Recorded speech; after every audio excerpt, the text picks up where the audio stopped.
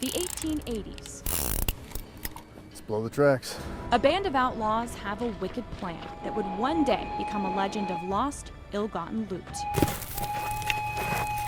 One that can only be told along the walls of Colossal Cave. There's so much history here, and it's important to try and find the truth, but there's nothing wrong with letting your imagination take over as well. Long before tour groups were guided through the passageways, bank robbers and horse thieves used Colossal Cave as a hideout. The bandit legend we're about to tell you has brought treasure hunters to all the cave's crevices and corridors. To tell this story, we have to go back to the Old West. Legend has it, more than 100 years ago, a gang of outlaws robbed a few trains near Pantano. This time around, they got a little cocky, setting explosives on the tracks. The four men steal from passengers, making off with mail bags and maybe $70,000. I got the loot, boys! Come on, let's go! That's when Sheriff Bob Leatherwood comes in.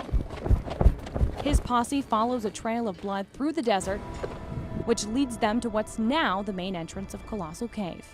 The sheriff pokes his head in, gets shot at. So he sets up shop. He figures the thieves have to come out eventually. Hours go by, days turn into weeks, no gold, no bandits. Turns out they escaped through a secret exit and were spotted bragging about their haul at a saloon in Wilcox. Sheriff Leatherwood ain't gonna be looking for us here. Come on.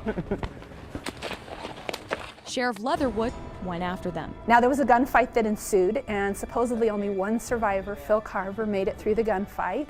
He served several years, almost 2 decades, in Yuma Territorial Prison, never fessed up where the treasure was. That treasure was never found.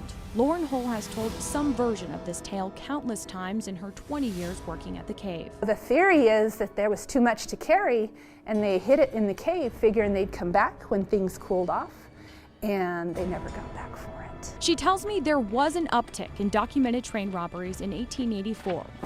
And the Big Bandit legend is based off of a series of robberies that bled into one story. Today you can see the real evidence of past human activity. Clothes, bottles, and only empty mail bags left behind in the cave. The Hohokam used it for shelter as early as 900 AD. It wasn't until the 1920s that a German immigrant named Frank Schmidt put a mining claim on the cave.